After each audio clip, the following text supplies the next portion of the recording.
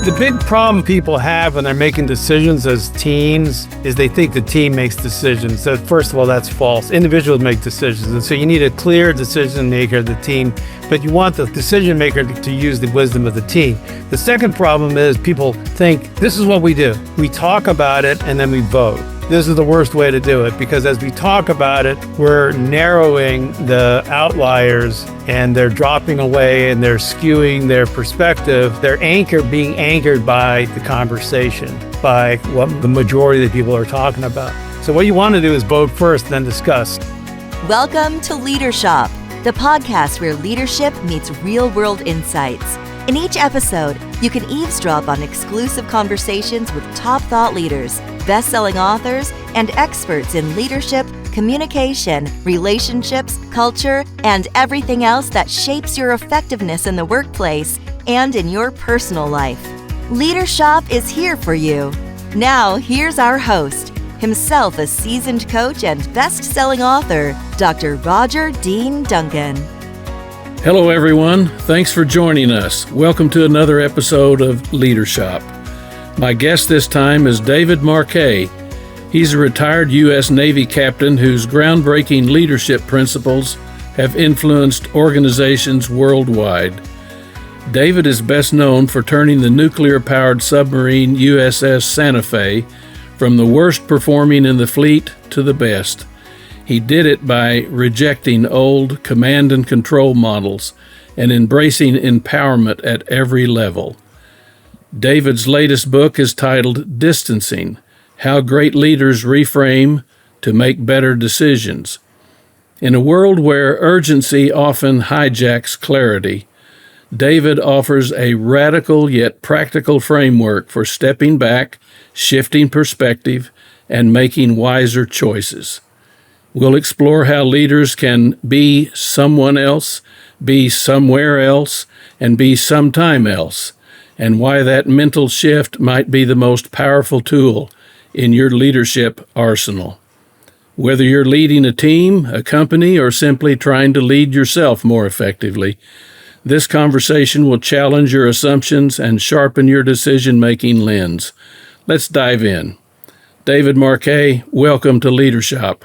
Thanks for having me on your show, and welcome all listeners.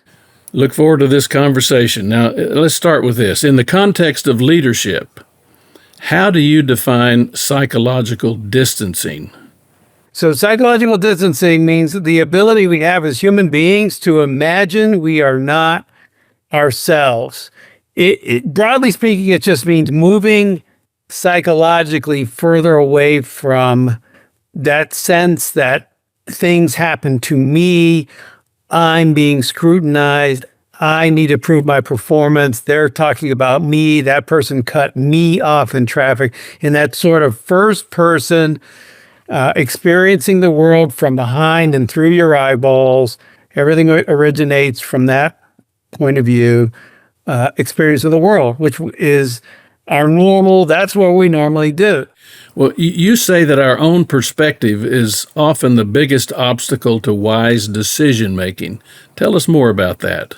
Yeah, so the problem is your brain isn't feeding you the truth. It's feeding you a curated reality based on what it thinks will make you feel more comfortable about your life. It wants you to feel good about the decisions you made yesterday and last year.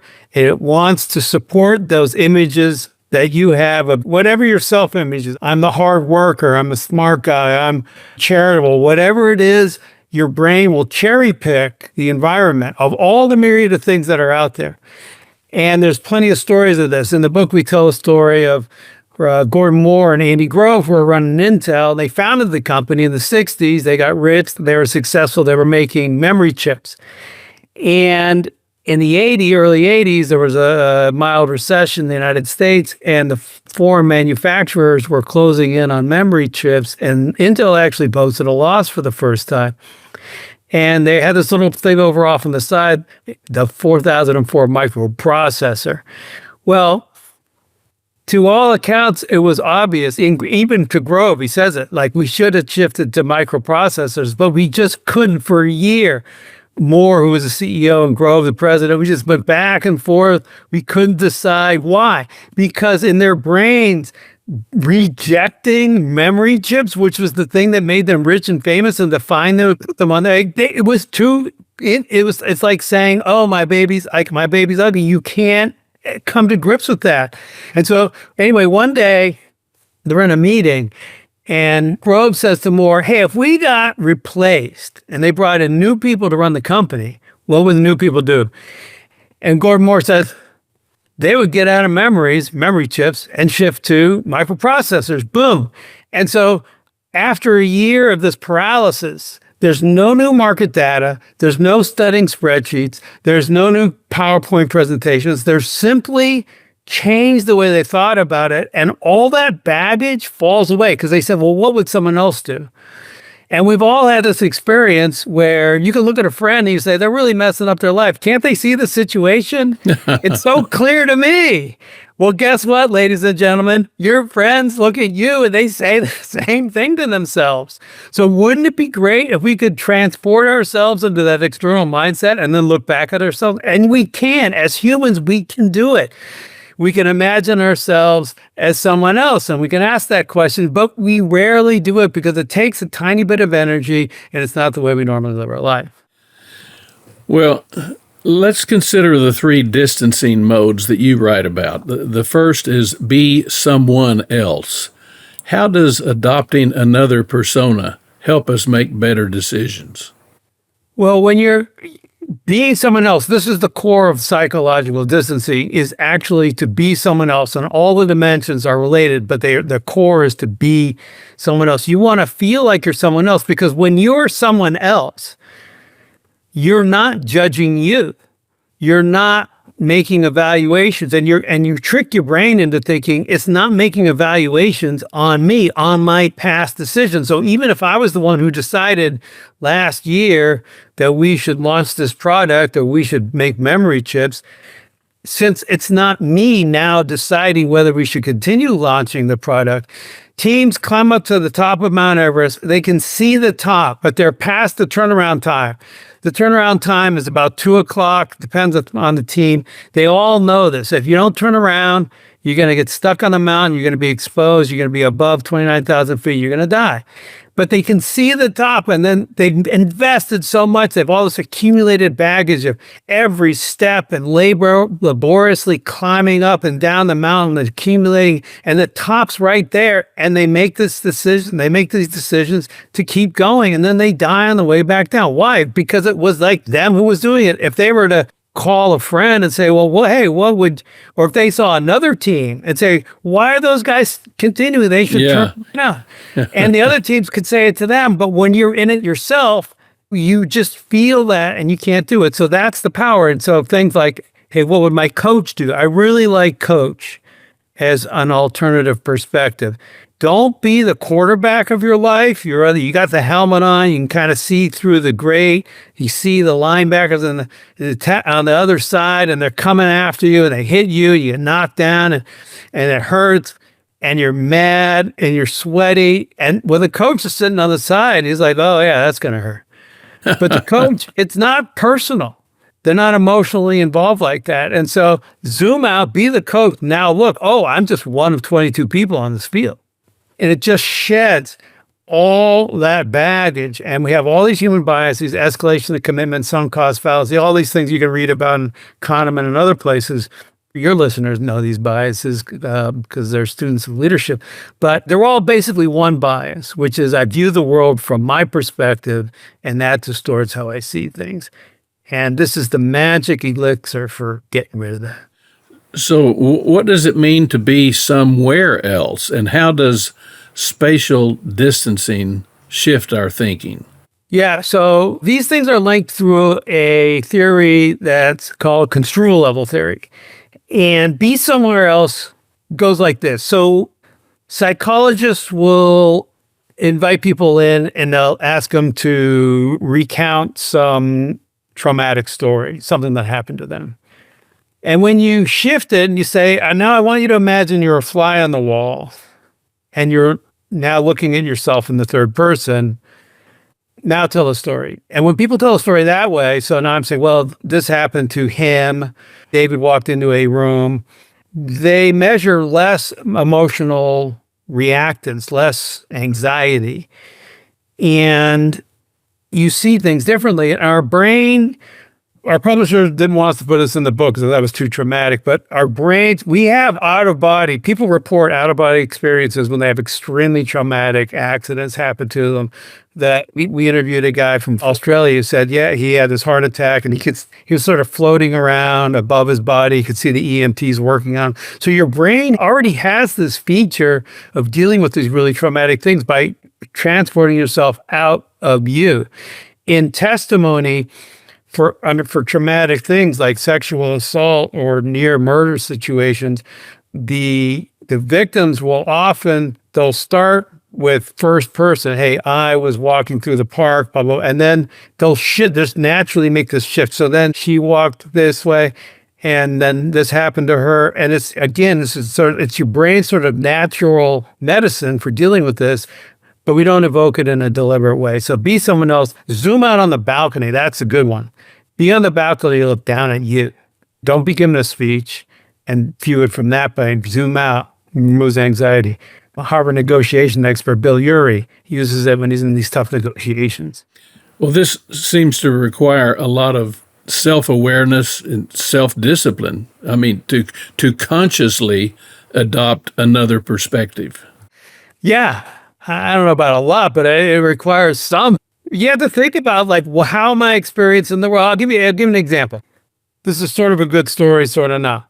We know retail investors are typically bad investors. They buy high when things are all excited, and then they sell at the bottom when things are looking really dismal. They do the opposite. That's not the problem. The problem is we actually think we're good investors. So this happened to me.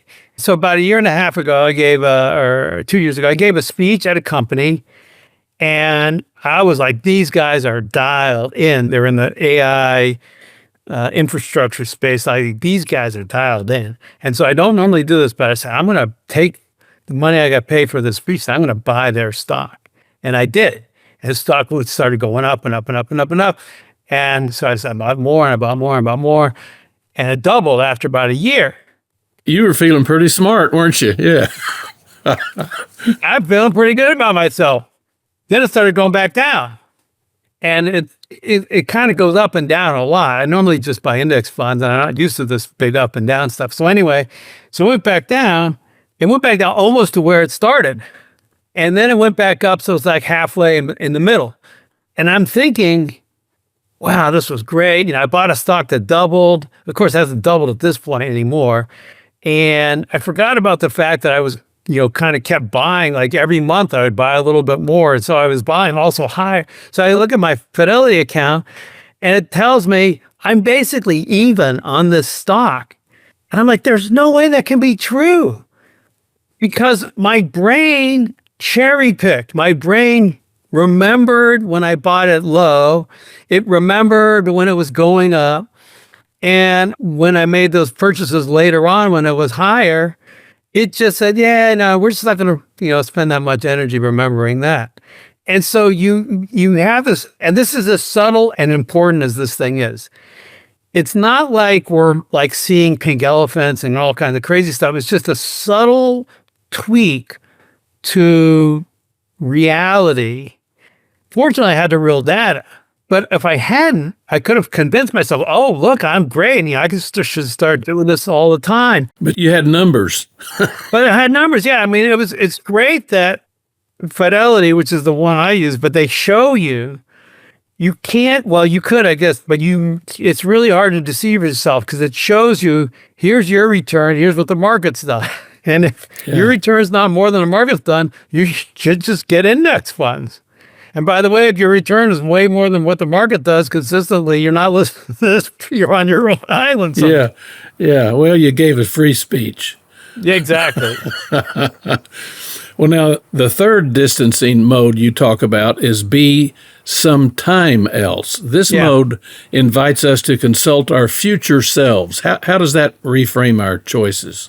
Yeah, so I love this one. You think of your future self as a different person. Now, a lot of times that has negative consequences. For example, we'll do behaviors today. Like you'll say, oh yeah, if I'm smoke or if I don't work out or if I don't eat right, it's going to affect me in the future. But you don't really feel like that's the same person as you. You feel like, oh, that's my future self. There's a Right. there's a scene, there's a skit, one of Seinfeld's skits. He talks about night guy and morning guy, and he's like, night guy always screws morning guy. Like night guy's gonna do this, stay up late, drink too much, and morning guy will have to deal with this. Like it's not, it's exactly captures it. It's not you.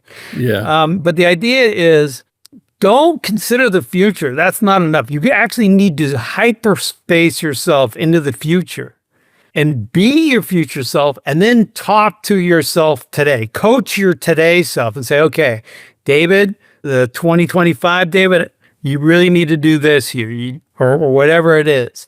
And it does two things. One, again, it creates that sort of distance approach. Your future self is closer to your ideal self.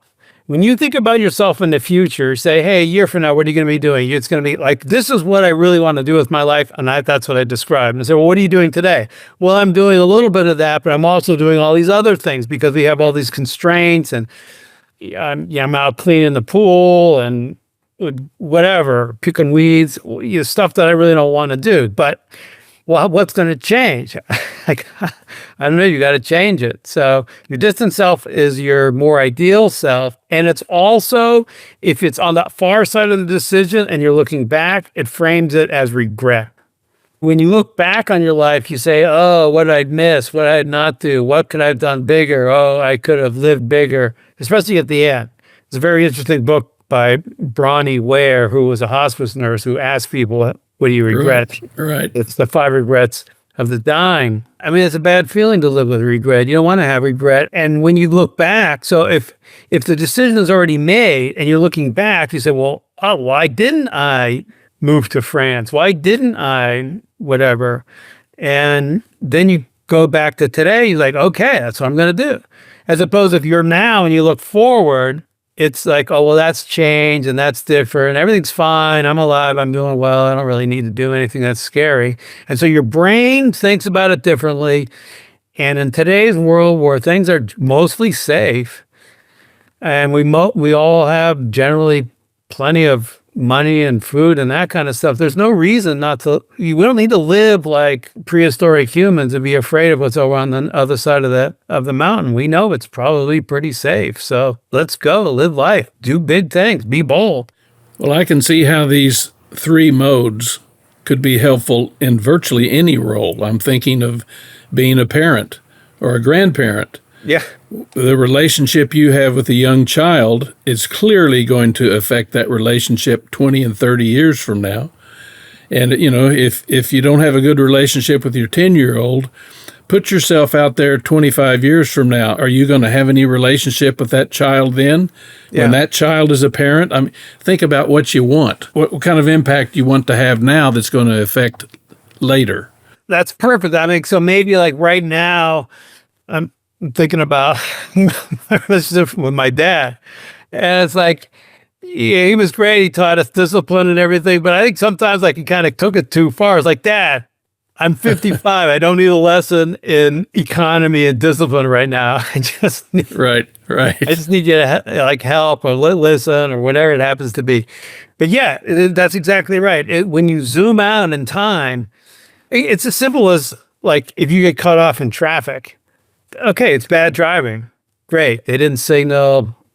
The vehicle's big. It cut you off. It's irritating. I get it. I live in Florida, so I ride a bicycle around here. So it's kind of scary. But, tomorrow, generally, is it going to matter? No. They didn't do it, quote, 280, although it feels like it at the moment. Sure. Or will it matter 2 minutes from now? Exactly. Even. Well, you don't want it to matter. Shouldn't matter. Right. So what are some telltale signs that a leader is too close to a problem to see it clearly? It's hard when you're in it. But typically, if you feel like everything is right now, everything I have to, like, I don't have time to listen to you. I don't have time. I got to do this. I got to respond. I got to do this. And it feels like it's about me. You have anxiety about your image. How am I going to look at the end of this? Those are times where if you can pull the brake lever. Now, I'm not talking about like zoom out for 2 hours. This could just be like the Gordon Moore, Andy Gross. It could be just a few seconds.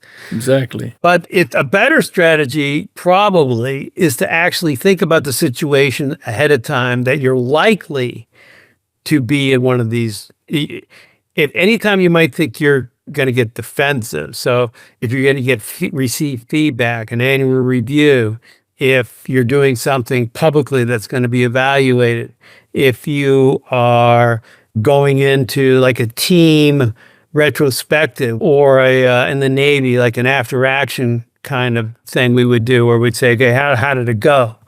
And so instead of saying, well, let's talk about how you did on picking up the SEAL team yesterday on the submarine, and that's going to really trigger a kind of a defensive reaction, even though I don't want it to. And so that would happen in my team. We'll say, hey, let's imagine that another team next month is going to do the same thing that we just did. What would we want them to learn from our experience? Oh, well, that's easy. Well, they should definitely not do it this way or this first way that I tried it. Because now I'm not talking about me anymore. I'm talking about helping another team in the future and also make it far away, like in Singapore. Because that also, there's all like we say a galaxy long ago, far away. We don't say long ago, nearby. That's weird. Because long ago, far away, different person is all, they're mutually reinforcing and connecting. There's an interesting study where they gave people this complex decision task. There were 6 models of cars and 6 criteria, like fuel mileage and weight and price and whatnot. And if you looked at the numbers, it was kind of hard to sort through, okay, which was the optimal choice based on the criteria that I was given.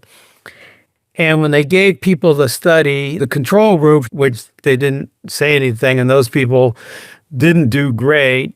And then they had another group where they said, I want you to imagine you're making the decision in Portland. And this study was taking place in Buffalo, New York. So it's far away.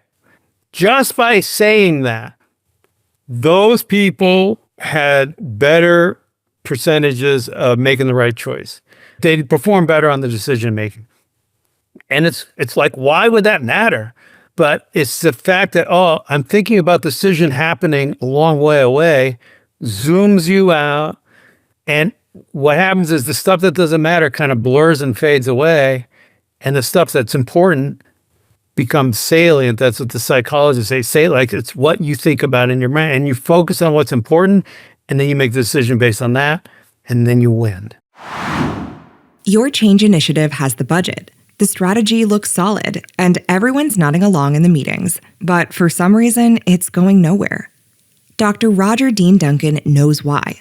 After 40 years in the trenches with top business leaders, he knows that change fails when organizations lack the right foundations: trust, accountability, and real communication.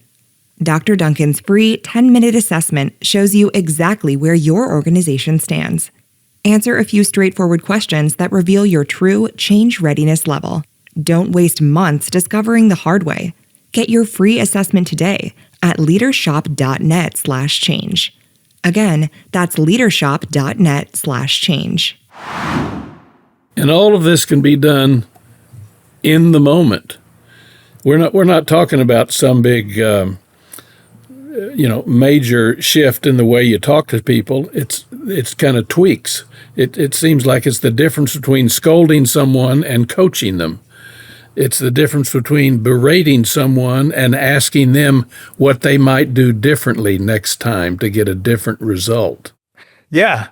These are quick, subtle things that you can do to yourself.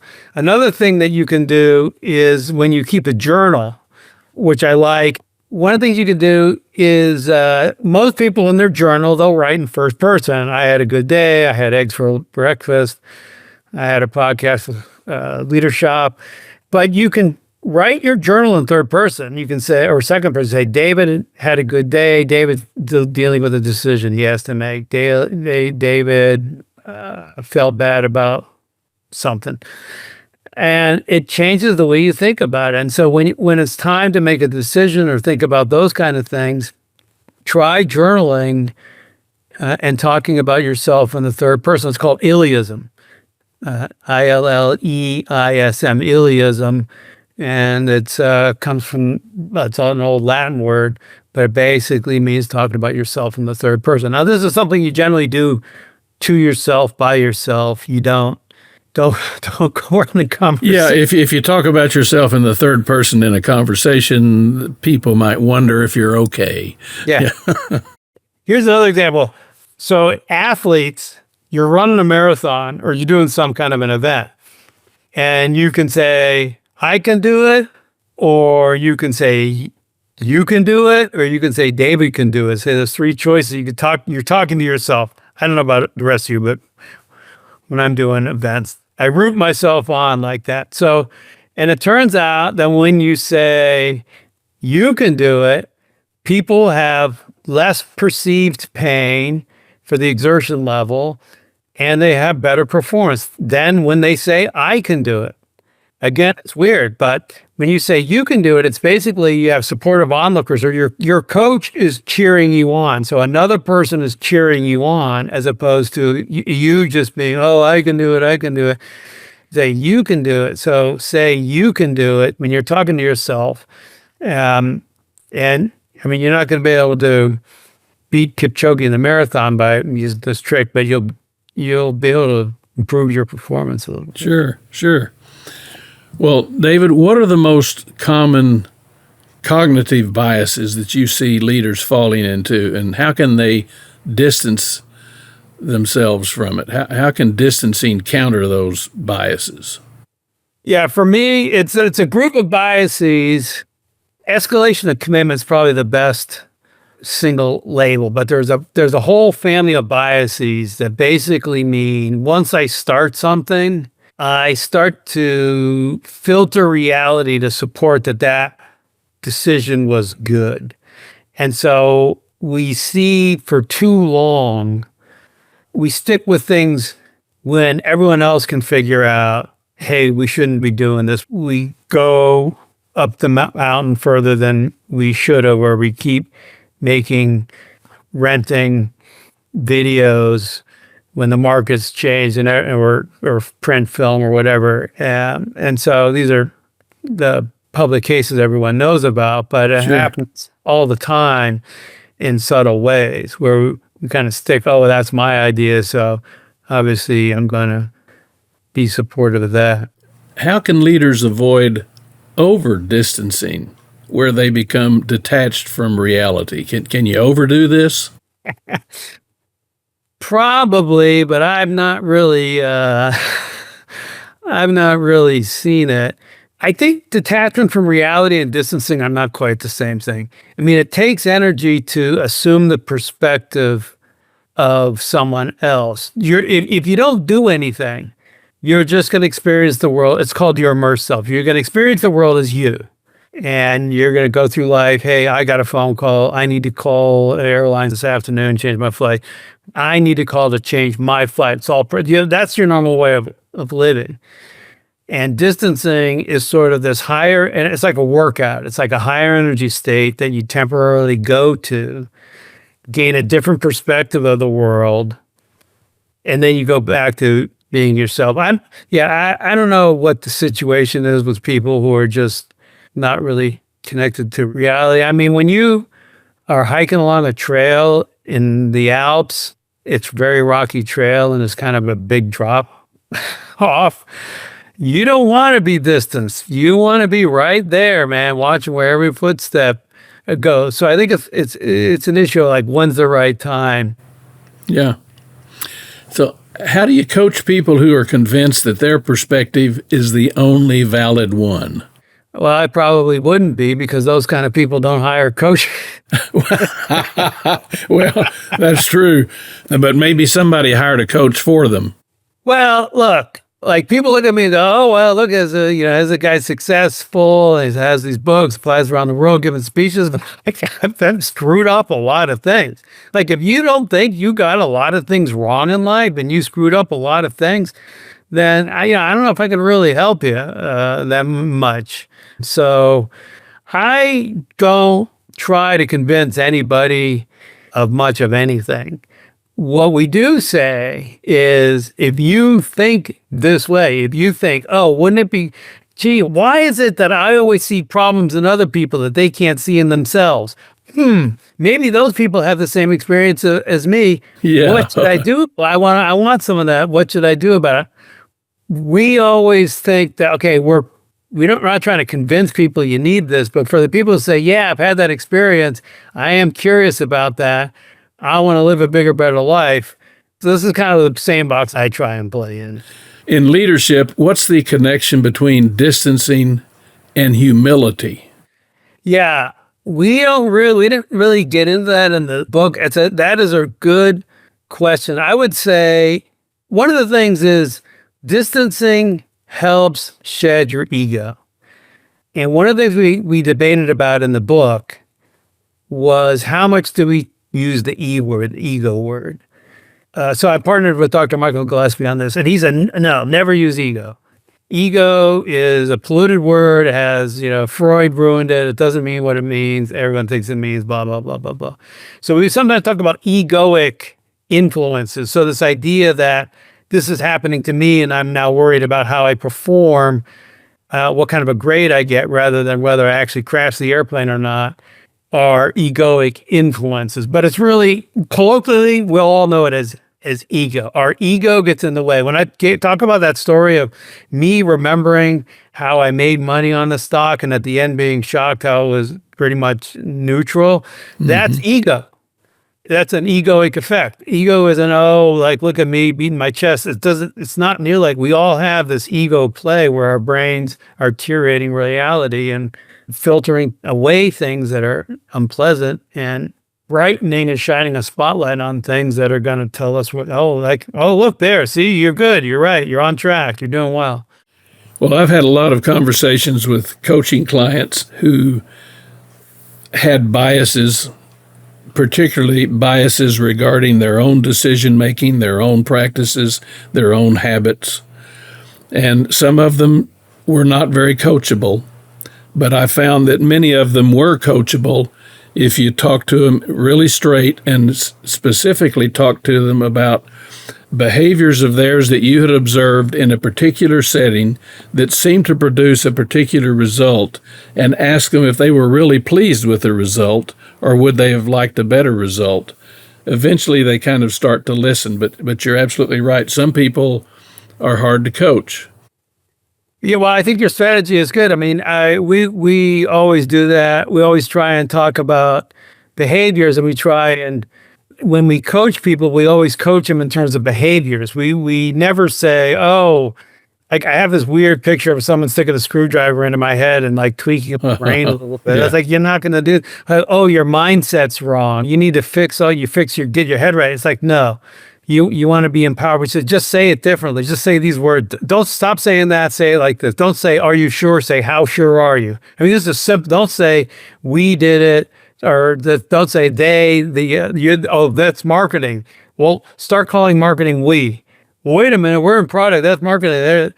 Just say we. Okay, we. And then like 6 months later, it's like one big team now. So that's why people hire you and love you, is because you're effective with changing their behaviors. Well, you've mentioned teams several times, so let's consider this. How can teams collectively practice distancing to improve group decision making? Let's say you have 6 or 8 people around a table and they're discussing something that's certainly interesting and important to the organization. How can they practice distancing as a group?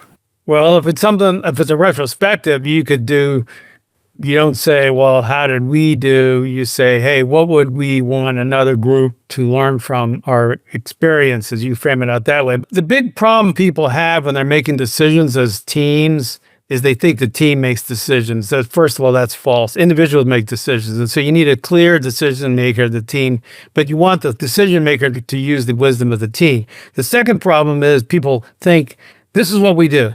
We talk about it and then we vote. This is the worst way to do it, because as we talk about it, we're narrowing the outliers and they're dropping away and they're skewing their perspective. They're being anchored by the conversation, by what the majority of the people are talking about. So what you want to do is vote first, then discuss. So we had a group that was a brand new medical company. They were coming out with a skin cream, and the question was, what do we price it at? And so there's like 20 people, senior leaders. We said, don't talk. No one say anything. Then they had cards, write down the price on a card, then collected all the cards, and then we plotted the distribution. Before we did that, though, I turned to the CEO and said, hey, what do you think the numbers are going to be? He said, well, typically we'd probably go for $500, so maybe $300 to $700. Well, the lowest was $0 and the highest was $1,200. So number one, there was more variability in the group than he thought. Why? Because they never ever did it this way. So they never saw the variability that was actually in people's brains. They didn't let it come out because they discussed it and then they voted. And then secondly, I said, well, does this mean we need to? I said, no, you're going to make the decision, but I want you to hear the two outlying positions. Let's hear why it should be $0. Let's hear why it should be $1,200. And it's very interesting. The person who wrote $0 said, look, this was right after one of the drug companies like quadrupled the price of the EpiPen. There's a lot of bad press in the newspaper. And he said, look, we're a brand new company. We've already spent the money.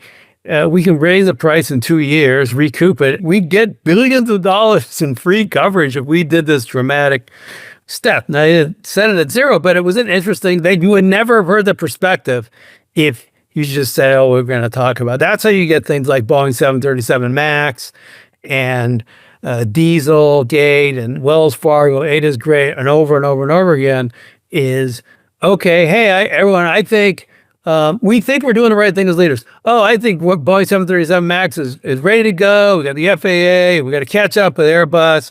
So what do you guys think? And you think anyone seriously is going to say no? I mean, if they know for a fact it's a disaster, yeah, but in business, you never know. It's always probability. So I was like, let's stay quiet. Yeah, boss, you're right. Yeah. Makes me angry. Well, calm down, David. So what have you learned about the link between psychological safety and reframing? There's a lot of talk about psychological safety. There's not a whole lot of talk about how you actually make it safe. You got to make it safe. If you want to do something bold, you need to make it safe for yourself. And one of the things is you're going to have to convince your brain that it's okay, that even though yesterday I felt this way about something, today I'm feeling, yeah, maybe I shouldn't do that or I should do that. And one way of doing that is by imagining it's not you. What would my friend do? What would a colleague do? What would my future self want me to do?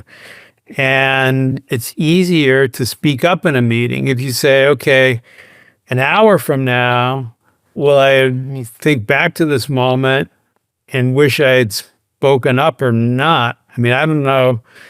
We knew the test pilots and the simulators knew that Boeing 737 MAX was acting extremely erratically. And if they had hyperspaced out 2 years and say, 2 years from now, and I look back to today, am I going to wish that I'd done a better job speaking up? I think they might have said yes. So you got to give yourself permission to be bold like that. And it's easier if it's not you. You don't feel judged. You don't feel nervous or anxiety or, quote, exposed. I've heard people use that term because it's not you're talking about anymore. Hey, David has a suggestion. Right.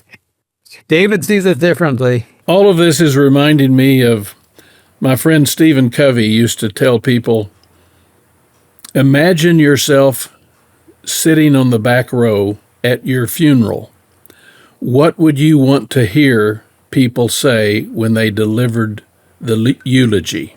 Now, that's kind of a mind-stretching thing to imagine that, but I think it kind of puts us in the future. And if we're honest with ourselves, I would think it would cause us to be more cognizant of our current behaviors. Exactly. This the viewers can't see this, but I'm showing a picture of me and Dr. Covey on the submarine. Yep. Dr. Covey, There we were he is. doing, came out, Yep. rode the submarine. It was an amazing day for us. But yeah, I mean, I think it either goes back to Dr. Covey or Aristotle, and we're just rehashing things that they've already said. But yeah, that's exactly right.